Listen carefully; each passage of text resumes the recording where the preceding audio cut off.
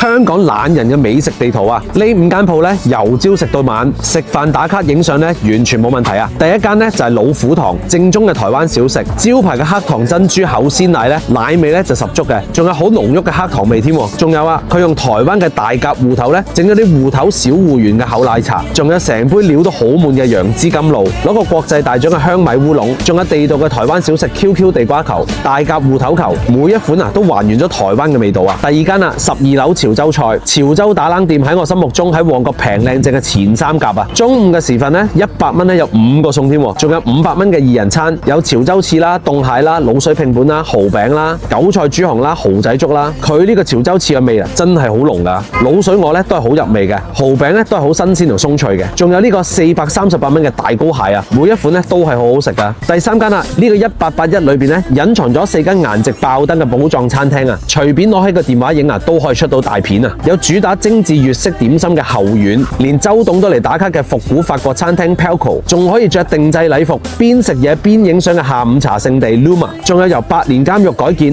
氣氛感拉滿嘅創意餐吧 The Cell， 每間鋪啊都好適合影相打卡噶。第4間呢就係米真鮮，匿埋喺女人街裏面嘅寶藏米線啊，牛魔王米線啦，招牌海龍王米線啦，每一碗呢啲料咧非常之足噶，一定要試下佢哋嘅隱藏食法啊，就係呢個酸辣金湯，再加埋呢個藤椒湯底，正到爆啊！食量大嘅朋友咧，呢間鋪頭裏邊咧仲可以免費幫你加粉添，仲有大胃王挑戰，贏咗好似仲有獎品添啊！第5間啊就係呢間香港烤全羊羊媽媽，佢哋用嘅羊肉咧就係草原上面黑面羊嚟噶，喺內蒙古嘅大草原係食沙蔥大嘅，啲都唔騷嘅，羊腩煲啦、全家福土包肉啦、烤羊排啦、紅柳羊肉串啊、手爪羊肉啊、香辣全家福，通通咧都係佢哋嘅招牌菜嚟嘅。中意食羊肉嘅朋友咧，一定唔好錯過啦！香港啊真係好鬼多好嘢食噶，星期5、6日約埋啲朋友一齊嚟食啦！下一集更精彩。